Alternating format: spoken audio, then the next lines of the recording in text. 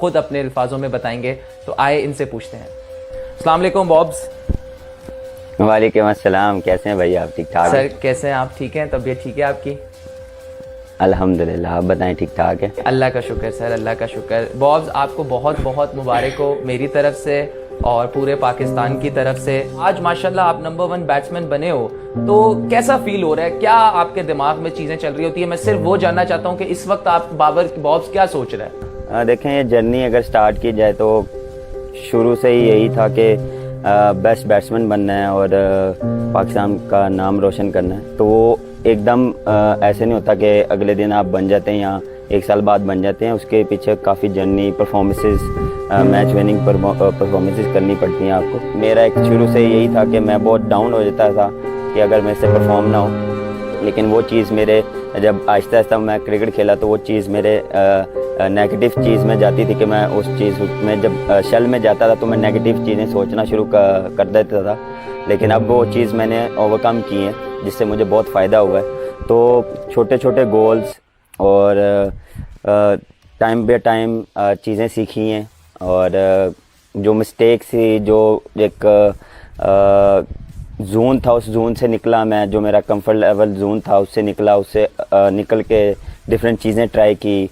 तो फिर जब आप डिफरेंट टूर्स पे जाते हैं, डिफरेंट बॉलर्स को खेलते हैं, डिफरेंट कंडीशंस में खेलते हैं, उस कंडीशंस में परफॉर्म करना और फिर उस परफॉर्मेंस को कैरी ऑन करना। और हर कंट्री में जाके आप जब परफॉर्मेंस करते हैं तो आपका कॉन्फिडेंस लेवल और आपका बिलीफ आप गेन करते हैं और उससे सीखते हैं। बिल्कुल स्पॉट ऑन बॉब्स। बहुत बॉब्स, एक सवाल बाकी काफ़ी लोगों ने मेरे से पूछा, क्योंकि तेरे साथ मैंने बैटिंग बहुत की है, मुझे काफ़ी लोगों ने ये सवाल पूछा है कि बाबर की बेस्ट पर्सनल इनिंग्स क्या कौन सी है वनडे क्रिकेट में। तो मैंने आज तक सबको एक ही जवाब दिया है कि जो न्यूजीलैंड की इनिंग्स थी, ड्यू टू द कंडीशंस और जो प्रेशर था, हम नॉकआउट स्टेजेस में चले गए थे और ऊपर से 2 से 3 आउट हो गए थे और जो ब्रेक हो रहा था विकेट पे और जो प्रेशर था और जो क्राउड था, वो मैंने जितने भी लोगों को जवाब दिया, मैंने कहा मुझे ऐसा लगता है कि बाबर आजम का जो टर्निंग पॉइंट था कि मैच विनर जो बाबर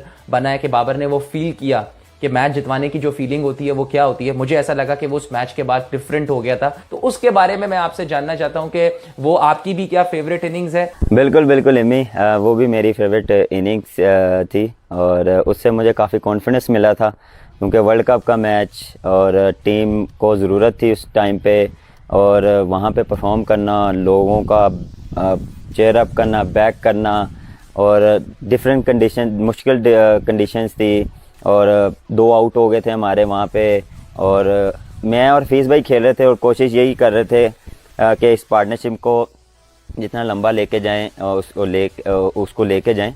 लेकिन जब सेंटनर आया तो उसको बहुत टर्न मिल रहा था, तो वहाँ पे थोड़ा सा मुझे थोड़ा सा प्रॉब्लम होना शुरू हो गया। लेकिन वहाँ पे हफीज़ भाई ने कहा कि इसको पूरा आराम से सी ऑफ करो, इसको खेलो टेस्ट मैच की तरह, इसको निकाल लो, फास्ट बॉलर को हम देख लेंगे। तो वैसे ही हुआ, सेंटनर को हमने सी ऑफ किया और फास्ट बॉलर पे हम रन्स करते रहे और वहाँ वो इनिंग्स मेरी one of the best innings थी। उससे मुझे कॉन्फिडेंस जो आया था, क्योंकि आप इतने बड़े मैच टूर्नामेंट में मैच जिताते हैं, उतने लोग और क्राउड, आउटस्टैंडिंग क्राउड था और जहाँ देखो इतना क्राउड था। तो वो जो उन्होंने चेयरअप किया, जब वो 100 के बाद उन्होंने जब नाम लिया, तो वो चीज़ मैं भूल नहीं सकता।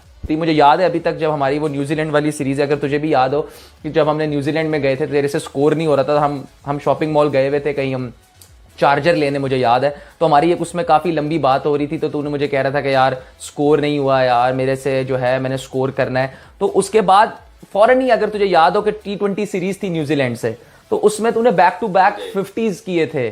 तो उसमें मैं ये जानना चाह रहा हूं कि कैसे एकदम तूने इतना चेंज किया कि एकदम लो फीलिंग, लो कॉन्फिडेंस हो बंदे का और उसके बाद एकदम फौरन ही तूने T20 में उसको बिल्कुल कवर किया। तो ये जो दिमाग में चल रहा होता है, इससे मेरे ख्याल से जो हमारी यंग जनरेशन है वो भी बहुत इंपॉर्टेंट है उनके लिए, कि जब आप डाउट्स आ जाते हैं आपके जहन में, उससे निकलना कैसे है, आपने कैसे निकला इन सब से? बिल्कुल, देखें, डाउट्स आपको हर टाइम आते हैं। अगर आप अच्छी परफॉर्मेंस भी करते हैं तो आप उसमें कभी कभार आपको ऐसा लगता है कि यार मैं जैसा खेलना चाह रहा था वैसा खेला नहीं, और जब आपकी फॉर्म ना लगी हो या आपसे रन्स ना हो तो डाउट्स तो वैसे ही आते हैं। ओवरकम करने के लिए देखे मैं कोशिश करता था कि जो बड़े प्लेयर थे ना उनसे बात करूं, वो क्या सोचते हैं, वो क्या करते हैं, वो क्या उनका माइंडसेट है, वो किस तरह की प्रैक्टिस करते हैं, और अगर वो शेल में जाते हैं या उनसे परफॉर्म ना हो तो वो उस चीज़ से कैसे निकलते हैं। मैं इंजी भाई से भी बात करता हूँ, यूसुफ भाई से भी बात करता हूँ, उनसे भी मेरी काफ़ी बात हुई है। तो वो हर टाइम मैं अपना पूछता हूँ कि यार इस टाइम पे यहाँ इस कंडीशंस में इस बॉलर को कैसे खेलना है, अगर इस शॉट में मैं फंस रहा हूँ तो उसकी मुझे क्या प्रैक्टिस करनी चाहिए। तो वो चीज़ काफ़ी हेल्प करती है। तो वो फिर मैं जाके चीज़ें अप्लाई करता हूँ, अगर मुझे सूट करती हैं तो मैं इसको कंटिन्यू करता हूँ, अगर नहीं करती तो ये नहीं है कि आपने करनी है, आप वो चीज़ ना करो। अगर आपको वो सूट नहीं करी आप दूसरा वे देख लो। देखें ये नहीं कि किसी बंदे ने कह दिया कि एक चीज़ यही करनी है, अगर वो आपको सूट नहीं कर रही आप दूसरी चीज़ ट्राई करो। तो आपको डे बाय डे पता है, मैं अगर मेरा नेट ठीक ना हो तो मेरा पूरा दिन ख़राब चलता है। तो वो जो नेट की प्रैक्टिस है ना, वो शुरू में पहले ये था कि यार हो गई अच्छी हुई तो नहीं हुई, जैसी भी होगी चलता है। लेकिन वो आहिस्ता आहिस्ता उस चीज़ को मैंने ओवरकम किया कि नहीं यार, अगर इस चीज़ को मैं सीरियस नहीं लूँगा तो मैच में मैं कैसे परफॉर्म करूँगा। अगर इधर मैं 3-4 बारी आउट हो गया या मेरे मिडल नहीं हो रहे तो वो मैं मैच में कैसे जाके उसको अप्लाई करूँगा। तो वो चीज़ मुझे काफ़ी हेल्प हुई। इसमें मैं क्या ये चीज़ मैंने एक बारी बात की थी विराट कोहली से, उससे मैंने पूछा था तो ये चीज़ उसने बताई थी कि यार जैसे आप नेट में खेलते हो, जो आप नेट में सोचते हो वही आप मैच में करते हो, और जैसे आप नेट में बैटिंग करते हो, अगर आप जाके इधर उधर शॉट मार रहे हो, आउट हो रहे हो, तो वैसे ही जाके आप मैच में वैसे ही खेलोगे। तो वो चीज़ मुझे काफ़ी हेल्प मिली। मैं जल्दी सेटिस्फाई नहीं होता अपनी बैटिंग से, और कि मैंने आज कर लिया तो भाई मैं सेटिस्फाई हूँ, नहीं, जो हो गया वो गुजर गया। नया दिन, नया चैलेंज, नई बॉलिंग, नई विकेट, नया आपके चैलेंजेस आते हैं। हर दिन एक जैसा नहीं होता। अपने आप से मैं बहुत बात करता हूँ और मैं अपनी मिस्टेक्स को देखता हूँ कि यार मैं कहाँ गलत हूँ। और कभी कभार मैं ये भी करता हूँ कि मैं जो अच्छी इनिंग्स भी खेलता हूँ उसमें मैं देखता हूँ कि इसमें मैं किस पॉइंट पे या किस टाइम पे मैंने कुछ यहाँ पे मैं बेस्ट कर सकता था, उस टाइम पे मैं और बेस्ट कर सकता था। वो भी मैं चीज़ नोट करता हूँ। और बुरे टाइम पे मैं अपनी जो मेरी इनिंग्स हैं उसको मैं देखता हूँ कि यार मैंने जब अच्छी इनिंग्स खेली हैं तो उस टाइम मैं क्या सोच रहा था, उस टाइम पे मेरी बॉडिंग लैंग्वेज क्या थी, और मैं उस टाइम मेरा माइंड सेट क्या था। ये मैं आपसे पूछना चाहूंगा कि आपने ये थोड़ा सा खुद रियलाइज किया कि आप, या ये नेचुरली खेल खेल के हो गया कि अब आप लेट ज्यादा खेल रहे हो बॉल को, तो इसके बारे में आपकी क्या थिंकिंग है, क्या सोचते हो?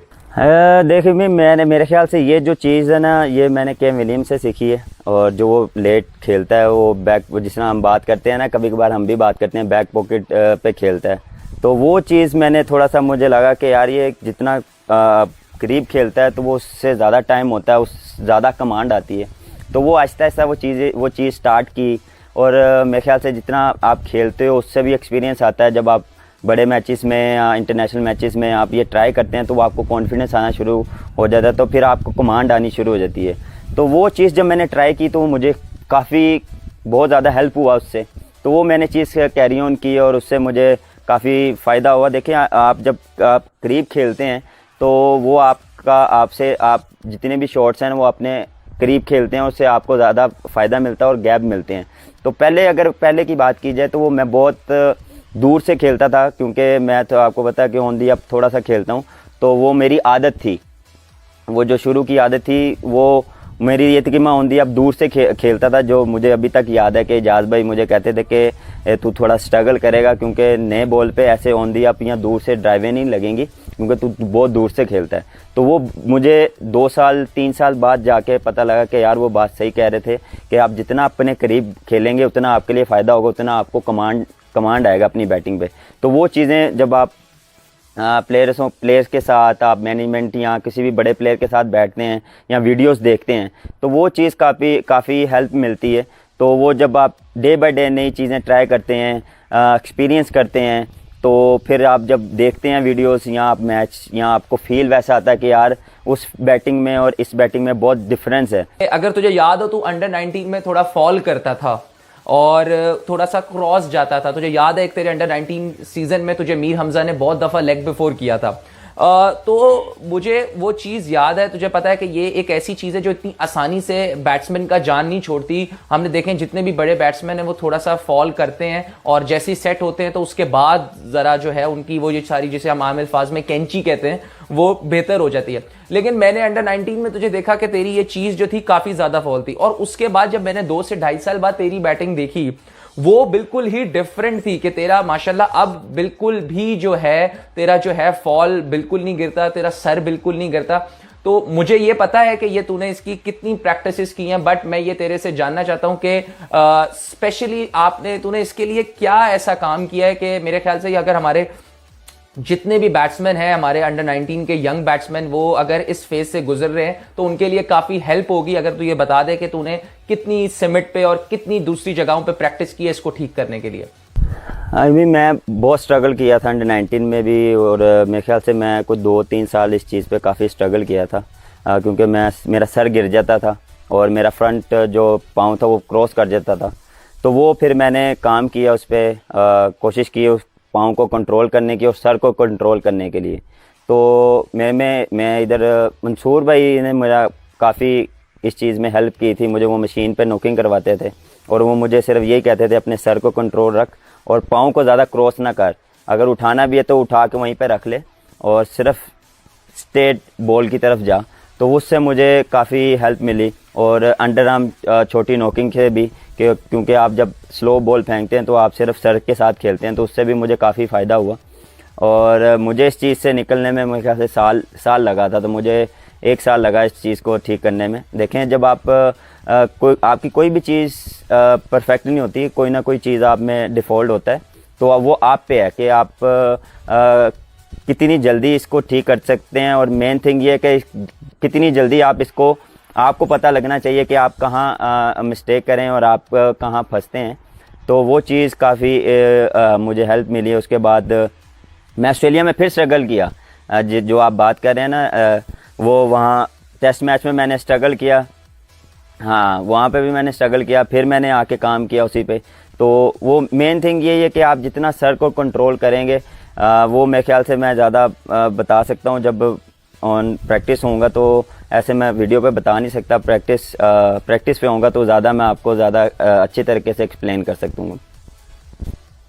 मैंने तुझे बचपन से कवर ड्राइव की प्रैक्टिस करते हुए देखा है और तेरा गो थ्रू शॉट जो था अंडर 16 से अंडर 19 से पाकिस्तान ए से, मुझे पता था कि एक तेरा straight drive, but the most important thing कि जो तेरी शॉट थी कवर ड्राइव, वो आपका ऐसा था कि जब बाबर ने रन्स करने होते थे तो सबसे पहला चौका जो है बाबर का कवर ड्राइव का होता था। आज जब मैं अंडर 19 से एक टीम मेंबर था, अब पाकिस्तान से 3 साल से देख रहा हूं, अब अगर जहां पे दुनिया में बात होती है कवर ड्राइव की तो सबसे पहले माशाल्लाह तेरा नाम आता है।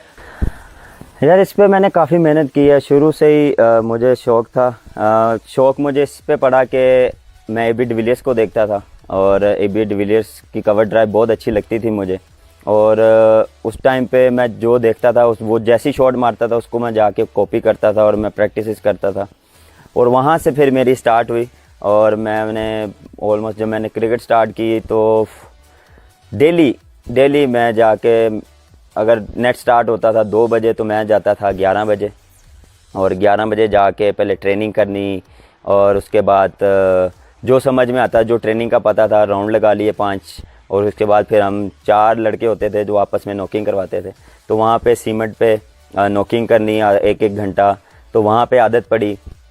और उसके बाद आहिस्ता आहिस्ता चलते अंडर 15 में ये चीज़ मुझे काफ़ी हेल्प मिली कि कवर ड्राइव, क्योंकि मुझे कॉन्फिडेंस नहीं आता था इस चीज़ बैटिंग में कि जब तक मैं कवर ड्राइव ना मारूं। मैं आउट भी बहुत बारी हुआ हूँ, मुझे बड़ों ने कहा कि ये ऐसा ना कर, छोड़ दे, अर्ली ऑन छोड़ दे, आउट हो जाएगा। मैं बहुत स्ट्रगल किया इस पर, लेकिन देखें जो आपकी एक नेचुरल चीज़ होती है ना, जो आपको एक चीज़ पसंद है तो वो आप छोड़ नहीं सकते। तो वो उसको मैंने ये ओवरकम ऐसे किया कि मैंने इसको और बेहतर किया, मैंने इसको और कमांडिंग किया कि और मैं इसको अच्छा करूं, अच्छा करता रहा हूं। देखें प्रैक्टिस अभी भी मैं इस चीज़ की प्रैक्टिस करता हूं और ये प्रैक्टिस मैं शुरू से कोशिश करता हूं कि इस चीज़ को कैरी करूं और डे बाय डे अपनी गेम इम्प्रूव करूं। और जो चीज़ मैं फंसता हूं और उसको मैं फ़ौरन से उस पर मैं काम करता हूं, उस चीज़ को मैं ओवरकम करता हूं। जो हमने 2019 में हमने साउथ अफ्रीका का टूर किया था, उसमें हम दोनों को जो है काफ़ी जो है हमें स्ट्रगल कर रहे थे। हमें मुश्किल बॉलर लग रहा था रबाडा, कगिसो रबाडा। उसने बहुत लाइन और लेंथ उसकी बहुत अच्छी थी, हार्ड लेंथ पे वो हिट करता था, और जो है उसका स्विंग और उसका बाउंस हम दोनों को काफ़ी वो स्ट्रगल किया। स्पेशली वो सेकंड स्पेल पे आया तो उस वक्त उसने सामने भी चौका खाया, कवर ड्राइव पे भी खाया, पुल पे भी खाया, तो उसको समझ नहीं आ रही थी कि मैं तुझे बॉल कहाँ करूं। तो ये तूने अपनी प्रैक्टिसेस बढ़ाई है या अप्रोच अब तेरी डिफरेंट है? बिल्कुल बिल्कुल, एमी बिल्कुल सही कह रहा है। कॉन्फिडेंस काफ़ी था इस चीज़ में, इस सीरीज़ में, और कोशिश यही थी कि इस सीरीज़ में परफॉर्म करना है और साउथ अफ्रीका में परफॉर्म करना है। देखिए, माइंडसेट की गेम है। अगर आप यही सोचेंगे कि यार पिछले टूर में उसने मुझे आउट किया, उसने मुझे बॉलिंग ऐसी की थी, अगर आप उस चीज़ में सोचेंगे तो जो आने वाले मैचेस हैं तो उसमें वो डेफिनेटली वैसा ही होगा। जैसा आप सोचते हैं, जैसा आप माइंडसेट बनाते हैं, वैसा ही आप जाके खेलते हैं। तो मेरा माइंडसेट यही था कि मैं अपनी प्रैक्टिसेस पे बिलीव करता हूँ, अपने आप पे बिलीव करता हूँ और इन्जॉय करता हूँ क्रिकेट को, और चैलेंज लेता हूँ कि अगर आप डिफरेंट बॉलिंग है, और नोर्जिया था, रबाडा था, नगीडी था, तो कोशिश यही थी कि अगर जितनी देर अंदर रहूँ और अपनी जो नेचुरल गेम है उस पर रहूँ। ये नहीं है कि यार मैं अगर ड्राइव पे आउट होता हूँ या उन्होंने मुझे यहाँ पे आउट किया था तो वो मैंने शॉट नहीं खेलनी। देखें, आपकी जो शॉट्स हैं वो कभी ना छोड़ें, और जो आपकी गेम है उसको कभी चेंज ना करें। जो आप शुरू से खेलते आ रहे हैं उसी पे रहें, आप उसको इम्प्रूव करें और नई शॉटें उसमें ऐड करें। लेकिन ये नहीं कि आप टोटली अपना स्टांस भी चेंज कर दें, या आप अपनी पूरी कुछ जो शॉट्स हैं कि यार यहाँ पे थोड़ा सा बाउंस आता है तो इधर वो शॉट्स नहीं खेलनी। जब आप अंदर सेट हैं तो आप आपकी जो मेन शॉट्स हैं, जो आपका कमांडिंग गेम है, वो आप अप्लाई करें। और दूसरी बात ये की थी कि प्रैक्टिसेस उसमें, क्योंकि आपको पता था, हमें पता था हमने यहाँ आना है, तो यहाँ पे थोड़ा सा बाउंस का डिफरेंस था, तो उसके लिए हम प्रिपेयर होके आए थे और कॉन्फिडेंस था, और यही था कि बिलीव था कि मैं करूँगा इंशाल्लाह यहाँ पे भी परफॉर्म। चाइल्डहुड मेमोरीज जो है, जितने मुझे याद है कि अंकल अब्बू जो है आपके अंडर 16 के ट्रायल्स मुझे अगर याद आते हैं, अभी तक 2008 के 9 की बात होगी, तो अगर अंडर 19 के ट्रायल्स में तेरे अब्बू सारा दिन बैठे रहते थे ग्राउंड में तेरी बैटिंग देखने के लिए कि ट्रायल में तू कैसे खेल रहा है, और उसके बाद तुझे लेके आते थे, छोड़ के आते थे, और उसके बाद मुझे याद है मुझे भी बहुत नसीहत करते थे कि जल्दी सो जाना, सुबह तेरा मैच है, जब हम अंडर 16 लाहौर में खेल रहे थे। तो मैं तेरे अब्बू का, तुझे पता है तेरे अब्बू मुझसे प्यार भी बहुत करते हैं, मेरी उनसे दोस्ती भी बहुत है। तो मेरे ख्याल से हर फादर जो फिगर होता है वो काफ़ी इंपॉर्टेंट होता है आपको यहाँ तक पहुँचाने के लिए, और स्पेशली तेरे केस में अगर लोगों के तुझे आज तक, मेरे ख्याल से लोगों को नहीं पता होगा कि आज तक भी बाबर आजम को काफ़ी स्ट्रिक्टनेस है घर से, जो कि मेरे ख्याल से होनी भी चाहिए। आज तक अगर तू 11 बजे के बाद लेट आएगा घर पे तो वो या तो तुझे फ़ोन करते थे या मुझे फ़ोन करते थे कि बाबर कहाँ है। मेरे देखें, ये ब्लेसिंग है, मेरे लिए तो बहुत ब्लेसिंग है कि मेरे पापा ने बहुत सपोर्ट किया। अभी भी मुझे डांट पड़ती है, टू बी ऑनेस्ट। अभी भी अगर मैं किसी मैच में गलत खेलूं या मैं कोई गलत शॉट मार के आउट हूं, मुझे अभी भी डांट पड़ती है, और वो मैं ब्लेसिंग के तौर पे सुन लेता हूं कि यार कोई नहीं, क्योंकि शुरू से मुझे पड़ती आ रही है, और इससे मुझे टेंशन होती है कि यार मैंने अगर परफॉर्म ना किया तो मुझे घर से डांट पड़नी है, क्योंकि वो थ्रू आउट शुरू से उन्होंने मुझे बैक किया। अगर बात करें तो जब मुझे क्रिकेट स्टार्ट करनी थी तो मैंने उनको बोला था कि यार मुझे क्रिकेट स्टार्ट करनी है, मुझे खेलना है। तो हम गली में खेलते थे Saturday to Saturday tennis ball, तो वहाँ से उन्होंने कहा जी हम इसको डालते हैं क्रिकेट में। तो वो हम क्लब गए, वहाँ पे क्लब में ज्वाइन किया, तो 1 साल गुजरा। तो वो हर मैच पे आते थे, वो इवन कि अभी भी वो कहते हैं कि मुझे भाई हर टूर पे जाना है, हर मैच देखना है। तो कोशिश करता हूँ कि वो आएँ, कोशिश करता हूँ कि हर टूर पे आ जाएं। अगर अभी तो कोविड की वजह से वो नहीं ट्रैवल कर पाते, लेकिन वर्ल्ड कप में भी थे वो, और वो मेरी पूरी फैमिली थी। तो वो बचपन की अगर बात करूं तो वो गली में मैं खेलना, और शाम में फिर जब आपको पता है बच्चे बाहर निकलना, तो वो उन चीज़ में बहुत डांटते थे हमें कि ऐसे फजूल बाहर ना जाओ, कि ऐसे लोग ऐसे गलियों में जाके फिरो ना, या उन लोगों के साथ बैठो ना, क्योंकि फिर वो हमें वो चीज़ बड़ा गुस्सा आता था उस चीज़ पे कि यार ये हमें क्यों रोकते हैं यार, अभी हम बड़े हो रहे हैं या हमारा दिल नहीं करता बाहर जाने को। तो उन्होंने हमें एक चीज़ कहा था कि जब बड़े हो गए ना तो आपको इस चीज़ का पता लगेगा कि मैं आपको क्यों रोकता था। तो अब वो चीज़ लिटरली उस चीज़ का बहुत फ़ायदा हुआ कि हम उस कंपनी में नहीं बैठे। और जैसे बात की आपने टाइम की, तो वो अभी भी होता है कि यार 10 बजे के बाद या 9 बजे के बाद, वो आप पूछते नहीं हैं लेकिन आपके अंदर में होता है कि यार कि यार वो पूछेंगे। अगर एक डर होता है ना कि यार शुरू से आपका चलता आ रहा है कि आपने 10 बजे तक घर आ जाना है, तो अभी भी मैं कोशिश करता हूँ कि 10 बजे तक घर चला जाऊँ, क्योंकि वो शुरू से एक चलती आ रही है। तो उस चीज़ को भी फॉलो कर रहा हूँ। और देखिए मेरे ख्याल से हर जगह मैं जहाँ पे भी गया, मैं वो मुझे लेके जाते थे मैचेस के लिए, ट्रायल्स पे आते थे, और एक हर क्लब के मैचेस तक वो आते थे। वो कभी कभार ये भी होता था कि वो मुझे बताते नहीं थे कि मैं आ रहा हूँ, अदरवाइज़ हर टाइम मेरे साथ आते थे या मुझे लेके आते थे।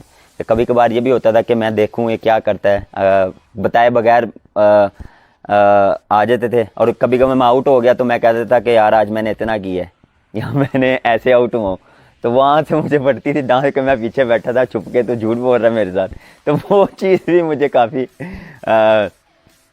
लगता था कि यार मैं जब भी मैच खेलता था मैं पूरा ग्राउंड देखता था कोई अब्बा जी बैठे तो नहीं है। अगर वो नहीं आ रहे होते तो मैं ये देखता था कि पूरा ग्राउंड इधर उधर पूरा मैं जायज़ा लेता था कि अब्बा जी बैठे तो नहीं है। तो यार बहुत फ़ायदा हुआ मुझे, टू बी ऑनेस्ट, उनकी प्रेजेंट का, उनका हर चीज़ से रोकना, हर चीज़ पे मुझे नसीहत करना कि ऐसा नहीं, अगर ऐसा कर लो, या ये चीज़ अच्छी नहीं है, ये तुम्हारे लिए अच्छी नहीं है। तो वो मेरे ख्याल से मेरा यहाँ तक जो पहुँचना है उनका बहुत बड़ा हाथ है, मेरे वाले साहब का। लेकिन मुझे जहाँ तक याद है कि अंडर 19 में शरारतें बहुत की हैं, पाकिस्तान टीम में भी बहुत शरारतें की हैं, लेकिन जो मुझे एक वाक़या याद आ रहा है कि जब न्यूजीलैंड में जो भूत वाला सिस्टम हुआ था कि भूत आ गए थे, तो मुझे बहुत डर लग रहा था। नहीं, मुझे तो एक वो भी वाक़या याद है, अंडर 19 के ट्रायल्स रावलपिंडी में आप आए दुबई से, रात के कोई 2:30 बजे, मैं सो रहा हूँ, उठा हूँ, आप आए हैं और आपने उठाया मुझे, और उसके बाद आपने मुझे सोने भी नहीं दिया। मुझे उसके बाद आपने 4:30 बजे, हाँ 4:30 बजे मुझसे शेव करवाई आपने। और वो मुझे याद है आपने कहा जी मेरी, हाँ ट्रिमर दिया कि यार मुझसे हो नहीं रही, आप करें ज़रा। तो वो भी मुझे याद है उस चीज़ में। बीएड में मेरे ख्याल से 1 घंटा लग गया, और सुबह 8 बजे ट्रायल थे और 6 बजे हम मुझे बिल्कुल याद है वो कि हमारे अंडर 19 के ट्रायल थे, इंग्लैंड का टूर था, तो मैं दुबई गया हुआ था कुछ खेलने।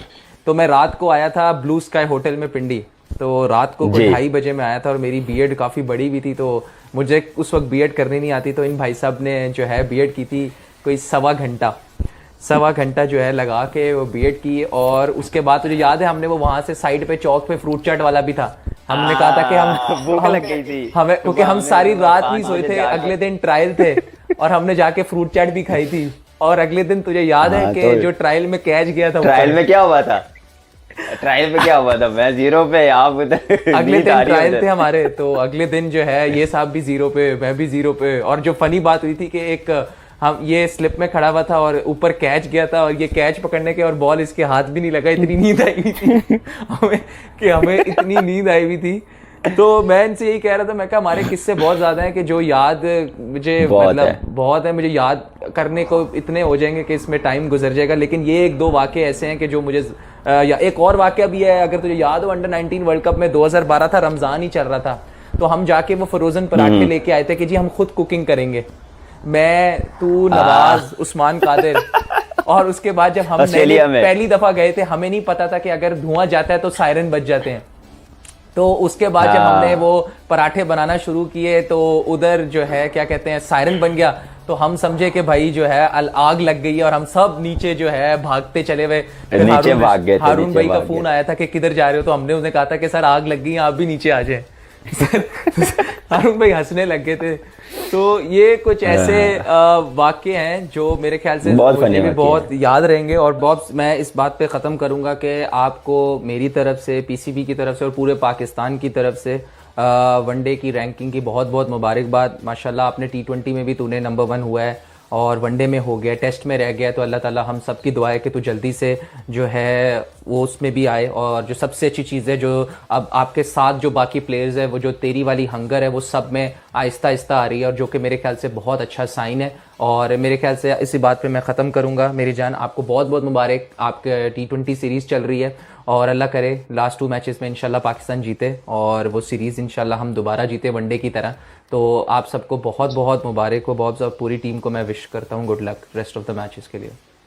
थैंक यू अम्मी यार, thank you so much, thank you PCB, और स्पेशली थैंक करूँगा लोगों का जो इतना सपोर्ट कर रहे हैं। और जैसे आपको पता है कि अभी कोविड का सीन चल रहा है, तो ग्राउंड्स में पब्लिक अलाउ नहीं है, क्राउड अलाउ नहीं है, तो लेकिन फिर भी सपोर्ट कर रहे हैं, और उस सपोर्ट का थैंक यू सो मच। और ऐसे ही टीम को सपोर्ट करते रहें और हर लड़के को सपोर्ट करते रहें।